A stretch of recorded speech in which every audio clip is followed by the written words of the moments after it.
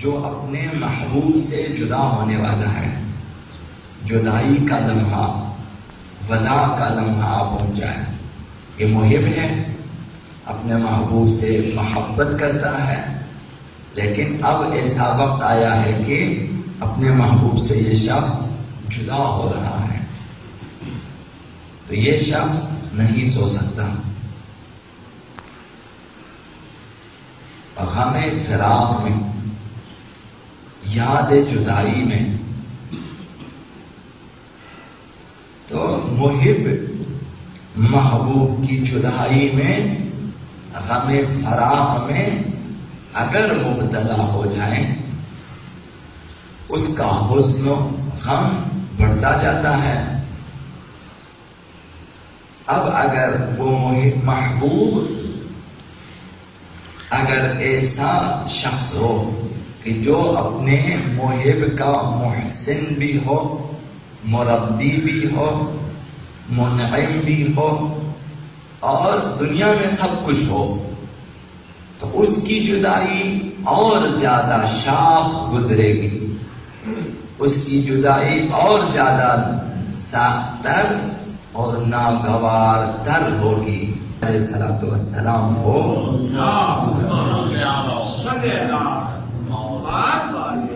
تو صورتحال عام محبوبوں سے مختلف ہوگی۔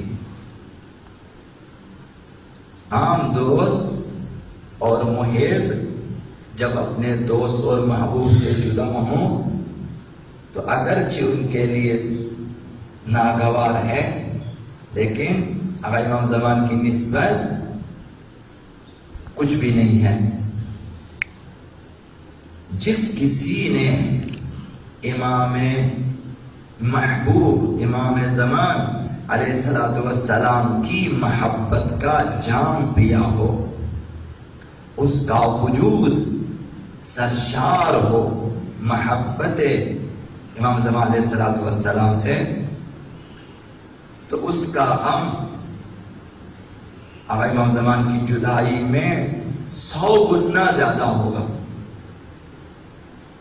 بہت زیادہ ہوگا، اور اس امام محبوب کی جدائی کو تحمل کرنا سخت ہوگا۔ کبھی مثال دی تھی آپ کی خدمت میں، آقا عبداللہ حسین کی مثال دی تھی آپ کی خدمت میں کہ ایک عالم فقیہ ہے، جامع الشرائع، مثلا شاید اسی بر صغیر سے وہ گیا کربلا، رہائش پذیر ہوا نزدیک حرم آقا عبداللہ حسین سے، وہاں نزدیک رہنے لگا۔ اب وہ اپنے اسی گھر سے یا اسی کمرے سے سلام کرتا ہے آقا عبداللہ حسین کو، ذریعہ آقا عبداللہ حسین بھی نہیں جاتا۔ یہ عالم ہے، فقیہ ہے، جامع الشرائط ہیں، اولیاء الہی میں سے ہے، فقہاء جانتے ہیں، بڑے بڑے علماء انہیں جانتے ہیں کہ یہ بڑی ہستی ہے۔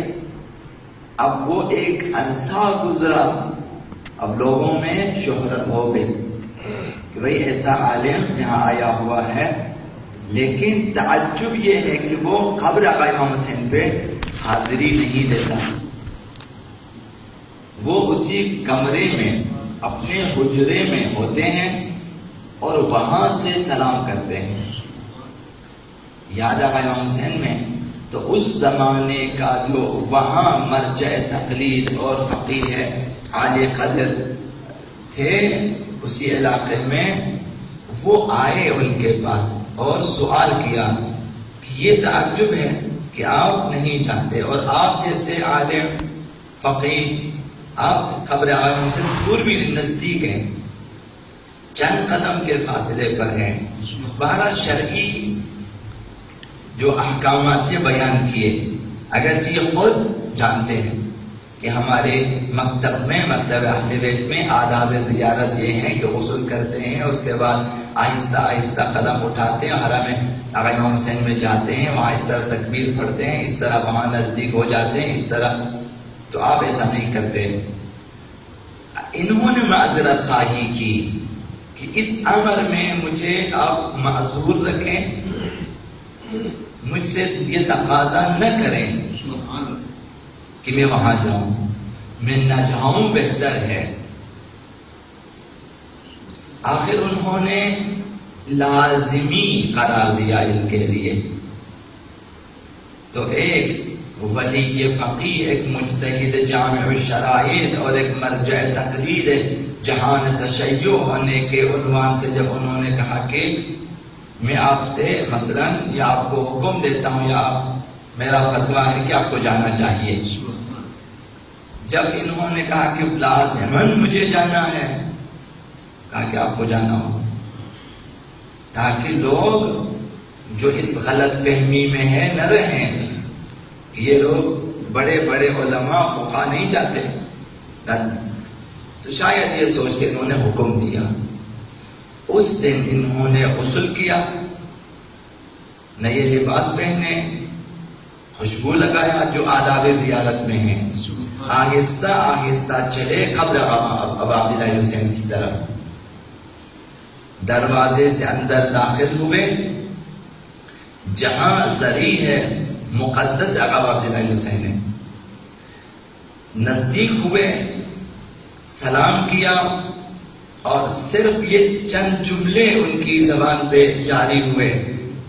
صرف اتنا کہا کہ کیا یہ وہ مقام ہے، وہ جگہ ہے جہاں ہمارے امام حسین نواسہ رسول شہید ہوئے، انہیں جہاں پیاسا شہید کیا گیا، جہاں ان کا سر تن سے جدا ہوا.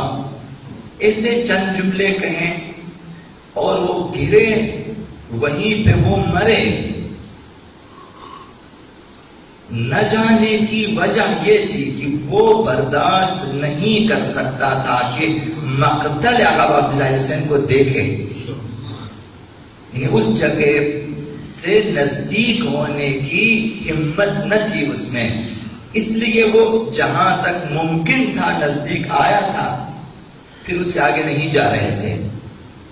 تو عرض کرنے کا مقصد یہ ہے کہ جب امام معصوم محبوب بن جائیں تو ان کی جدائی ناقابل برداشت ہو جاتی ہے. اگر ہم غیبت آقا امام زمان کے، فراق آقا امام زمان کے عادی ہو چکے ہیں اور ہماری روحوں پہ، ہمارے دلوں پہ یہ جدائی شاق نہیں گزرتی، یہ جدائی تکلیف دہ نہیں ہے، تو وجہ کیا ہے کہ معرفت کم ہے اور محبت میں کمی ہے. ابھی تک جام محبت اہل بیت ہم نے نہیں پیا، ابھی تک دل جام اہل بیت سے، جام محبت اہل بیت سرشار نہیں ہے، گزرتی ہے. دربار معاویہ میں جب ان سوال ہوا اصحاب آقا امیر المؤمنین میں سے شخص ہیں کہ غالباً زمرہ زبائی ہیں یا کوئی ایسی ہستی، کہ جن سے پوچھا کہ علی کے بارے میں کیا جانتے ہو. بہرحال انہوں نے آقا امیر المؤمنین کی عبادتوں کا ذکر کیا کہ علی ایسے تھے تو ایسے تھے. ان سے پوچھا کہ علی کی جدائی میں تمہاری حالت کیا ہے؟ تو اس نے کہا کہ اتنا سمجھو کہ وہ حالت ہے جو اس ماں کی ہوتی ہے جس کے گود میں اس کے بچے کو ذبح کیا جائے. میری حالت یہ ہے. جنہوں نے جام محبت اہل بیت سے سیراب کیا ہے اپنے وجود کو، ان کے لیے اہل بیت کی جدائی ناقابل برداشت ہوتی ہے. وہ خرابہ جس میں ایک نابینا اور بیمار شخص رہتا ہے، آقا امیر المؤمنین ہر رات ہر دن غذا لے جاتے ہیں، اپنے ہاتھوں سے کھلاتے ہیں اور اس کے ساتھ اس کے پاس بیٹھ جاتے ہیں، باتیں کرتے ہیں، کبھی اپنا نام نہیں بتایا۔ جب آقا امیر المؤمنین کی شہادت ہوئی، حسنین شریفین نے آقا امیر المؤمنین کو دفنا دیا۔ صبح ہونے سے پہلے پہلے واپس آ رہے ہیں، اس خرابے میں وہاں سے رونے کی آواز آتی ہے۔ فرزندان امیر المؤمنین ایسے نہیں ہوتے کہ کسی غریب کی آواز آتی رہے اور وہ نہ سنے اور آ جائیں اپنے گھر۔ تو حسنین شریفے نے کہا کہ جا کے دیکھتے ہیں کہ اس خرابے میں کون رہتا ہے، کہ آخر یہ رونے والا کون ہے۔ جا کے دیکھا کہ ایک نابینا شخص ہے، بیمار ہے، رو رہا ہے۔ کہا کہ بھائی کس لیے رو رہے ہیں؟ کہا کہ 3 دن ہو چکے ہیں میرا محسن نہیں آیا، وہ ہمیشہ غذا لے کر آتے تھے، میرے پاس بیٹھ جاتے تھے، میری دلجوئی کرتے تھے، وہ نہیں آیا، میں اس لیے رو رہا ہوں۔ تو حسنین شریف نے سوال کیا کہ اس کا نام کیا ہے؟ تو کہا کہ میں نے پوچھا بارہا، مگر ہمیشہ یہی کہا کہ میں ایک فقیر ہوں کہ تجھ جیسے فقیر کے پاس بیٹھا ہوں۔ انا مسکین جالس مسکینا، میں ایک مسکین ہوں، تمہارے پاس بیٹھا ہوں ایک مسکین کے پاس۔ نام سے کیا سروکار ہے؟ کہا کچھ اور نشانیاں اس کی؟ کہا کہ اس کی آواز، آقا امام حسن نے مجھ آواز سے فرق کہا کہ آپ کی آواز سے ملتی جلتی ہے۔ اس وقت آقا امام حسن مجتبیٰ نے کہا کہ وہ ہمارے بابا تھے، تم نہیں جانتے کہ وہ امیر المؤمنین تھے، وہ خلیفۃ المسلمین تھے، وہ جانشین رسول تھے، تو نہیں جانتا کہ محراب عبادت میں، محراب مسجد میں اس کے فرق مبارک پہ تلوار چلی ہے، وہ مسموم ہوئے، وہ زخمی ہوئے اور آج وہ شہید ہوئے اور ہم ابھی دفنا کے آ رہے ہیں۔ جب اس شخص کو پتا چلتا ہے کہ وہ امیر المؤمنین تھے، علی ابن ابی طالب علیہ السلام تھے، تو محبت امیر المؤمنین نے اس قدر سرشار تھے کہ آقا امام حسن مجتبیٰ سے فرمایا کہ تو آپ میری آخری آرزو پوری کر دیں، میرے ہاتھ تھامیں اور مجھے اپنے بابا کی قبر پہ لے جائیں، اپنے بابا کی قبر پہ لے جائیں۔ جب قبر مبارک آقا امیر المؤمنین پہ پہنچے تو دعا کی، پروردگارا یہ علی میرے ہمنشین تھے، یہ علی تھے جو میرے پاس آتے تھے، پروردگارا میری اس دعا کو قبول کرنا کہ علی کے بعد میں زندہ نہ رہوں، بس یہاں میری جان نکل جائے۔ وہ دعا یہ فقیر مستجاب ہوئی۔ اولین دائر قبر آقا امیر المؤمنین، اس کی وہیں پہ جاننے کے لیے حسنین شریفین نے انہیں دفنا دیا۔ تو جب محبت اہل بیت سے دل سرشار ہو جائیں، اس کے بعد انسان کے لیے جینا مشکل ہو جاتا ہے۔ آقا علی اکبر شبیہ رسول ہیں تو واقعاً شبیہ رسول ہے۔ حسین ابن علی کے لیے پیغمبر اسلام کی جدائی بہت شاق گزرتی ہے۔ جب آقا علی اکبر شہید ہو جاتے ہیں تو یہ قلب آقا امام حسین کی آواز ہے کہ علی الدنیا بعدک العفا، کہ اکبر تیرے بعد دنیا کی زندگی پہ اب خاک ہو. اس قدر دل برداشتہ ہو جاتے ہیں. محبوب ہیں رسول، اور شبیہ رسول بھی محبوب ہے. تو جب محبت اہل بیت سے سرشار ہو جائیں تو ہماری کمزوری اور کمی یہاں پر ہے. اب اس کے لیے کیا کرنا چاہیے کہ محبت آقا امام زمان ہمارے دلوں میں زیادہ ہو جائے؟ کوئی دن نہ گزرے کہ ہم آقا امام زمان کو یاد نہ کریں، کوئی نماز نہ پڑھی جائے کہ ہم یاد آقا امام زمان میں نہ کر سکیں، انہیں یاد نہ کر سکیں. کوئی قنوت ایسا نہ ہو کہ اس میں ہر دعا سے پہلے آقا امام زمان یاد نہ آئے.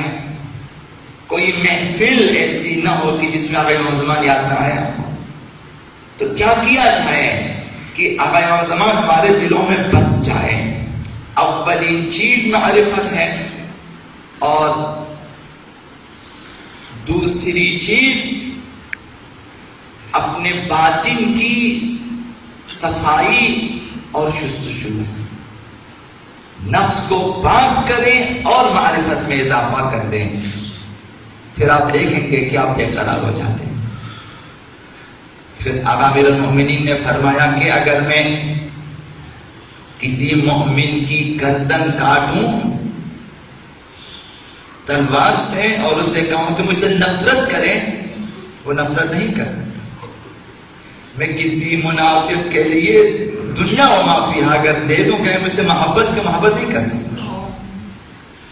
آقا امیر المؤمنین نے ایک شخص نے اقرار جرم کیا تو انگلیاں کاٹ دی. یہ شخص جس کی انگلیاں آقا امیر المؤمنین نے کاٹی ہیں، کٹی ہوئی انگلیاں ہاتھ میں لے کے بازاروں میں آقا امیر المؤمنین کے قصیدے پڑھتے ہیں، فضائل ہے. لوگ تعجب کرتے ہیں کہ جس علی نے تمہارا ہاتھ کاٹا ہے، کٹے ہوئے ہاتھ کو، انگلیوں کو ہاتھ میں لے کے قصیدے پڑھتے ہو. حسنین نے دیکھا، آ کر عرض کیا بابا جس کی انگلیاں کاٹی ہیں آپ نے، وہ آپ کے قصیدے پڑھتے ہیں بازاروں میں، آپ سے بلائیں. وہ آ گئے، کہا ایسا کیوں ہے؟ کہا کہ آپ کی محبت میرے خون میں ہے، رگ رگ میں ہے. انگلیاں تو کیا، آپ میرے جسم کے بھی ٹکڑے کر ڈالیں، آپ کی محبت میرے دل سے نہیں نکل سکتی. یہ شیعہ ہے. شیعہ ایسے ہوتے ہیں. اس مرحلے تک پہنچنے کے لیے معارف کی ضرورت ہے، خود سازی کی ضرورت ہے، پاکیزگی کی ضرورت ہے، طہارت کی ضرورت ہے کہ انسان اپنے آپ کو آمادہ کرے. ہمارے مہربان امام پردے غیب میں ہیں، جو ہر مہربان ترین باپ سے بھی زیادہ ہماری نسبت مہربان ہے. اور پردے غیب میں ہونا تو اپنی جگہ، اس پہ حسرت یہ کہ ہم ان کے محل اقامت سے آشنا نہیں ہیں. ہم نہیں جانتے کہ وہ کہاں رہتے ہیں، وہ کہاں ہوتے ہیں. یہ حسرت ہے جب حالت یہ ہے کہ سال ہر سال سے وہ امام مہربان غائب ہیں اور ہم ان کی اقامت گاہ کا بھی پتہ نہیں رکھتے اور کس حال میں ہے نہیں جانتے. تو اب یہاں دو قسم کے شیعہ ہوتے ہیں. ایک وہ شیعہ ہیں کہ جنہیں اس بات کی پرواہ نہیں ہے کہ امام سال ہر سال سے 1100 تقریباً 1200 سالوں سے غائب ہیں، مشکلات میں ہیں، غربت میں ہیں، احساس ہی نہیں ہے، شیعہ ہیں مگر اپنی زندگی گزار رہے ہیں، امام آئیں یا نہ آئیں ان کے لیے کوئی فرق نہیں پڑتا، تو یاد امام میں بھی نہیں ہے، تو امام کو کس لیے یاد کریں؟ آنا ہو اور طلب ہو، اگر ان کی جدائی میں مضطرب ہیں، تڑپ ہیں، بے قرار ہیں تو یاد کریں۔ جب انسان اپنی زندگی میں گرفتار ہے امام کو یاد نہیں کرتے۔ دوسرا گروہ شیعیان اہل بیت کا وہ ہے کہ جام محبت مہدوی سے ان کے دل سرشار ہیں، انہوں نے محبت آقا امام زمان کا جام پیا ہوا ہے، معرفت آقا امام زمان سے ان کا وجود لبریز ہے، وہ اپنے آپ کو آقا امام زمان سے جدا کبھی تصور نہیں کرتے، وہ آقا امام زمان کو چھوڑ کر زندہ رہنے کے لیے اصلاً آمادہ نہیں ہے، ان کے لیے دنیا کی زندگی بقول آقا عبداللہ حسین اگر آقا امام زمان نہ ہو تو علی دنیا معتق العفا ہے، وہ کہتے ہیں ہاں کوئی زندگی پہ جس میں امام زمان نہ ہو، جس میں ہم امام سے جدا ہو، تو وہ لوگ جو سرشار ہیں محبت مہدوی سے، وہ لوگ فراق آقا امام زمان میں ندبہ کرتے ہیں، یہ ندبہ ان کے لیے ہے،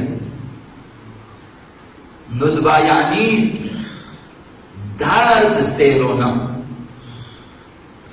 کسی کی فراق میں، کسی کی جدائی میں انسان کا دل درد کرے، درد اٹھے اور اس درد میں انسان چیخیں، فریاد کریں، تو اسے ندبہ کہتے ہیں۔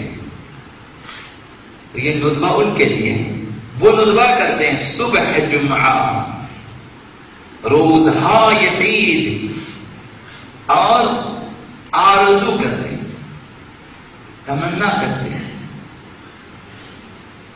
اگر آپ کا نوجوان ہو مثلا کہ غائب ہو جائے، لاپتہ ہو جائے، اتنا آپ کو پتا ہو کہ وہ زندہ ہے لیکن پتا نہ چلے، ان ماؤں سے پوچھیں، ان باپوں سے پوچھیں کہ جن کے بچے اغوا ہوتے ہیں، کس قدر بے قراری ہے، اتنی آرزو کرتے کاش پتہ چلتا کہ وہ کہاں پہ ہیں۔ یہی حالت ہوتی ہے منتظرین واقعی آقا امام زمان کی، وہ آتے ہیں ندبہ کرتے ہیں، لیت شعری این استقرت بک النوا، اے آقا امام زمان کاش کہ ہم جان لیتے کہ آپ کا محل اقامت کہاں ہے، اگر نظر بھی نہ آئے صرف پتا ہو کہ یہاں آقا امام زمان ہے تو ہم اس جگہ تک جائیں گے، اس مقام تک ضرور جائیں گے کہ اگر ہم نہ دیکھیں انہیں کم از کم اس جگہ تک آ کر کہیں کہ ہم یہاں تک آ گئے ہیں، انشاءاللہ ہم آپ کے نزدیک ہو چکے ہیں، پتہ ہے کہ آپ یہاں پر ہیں۔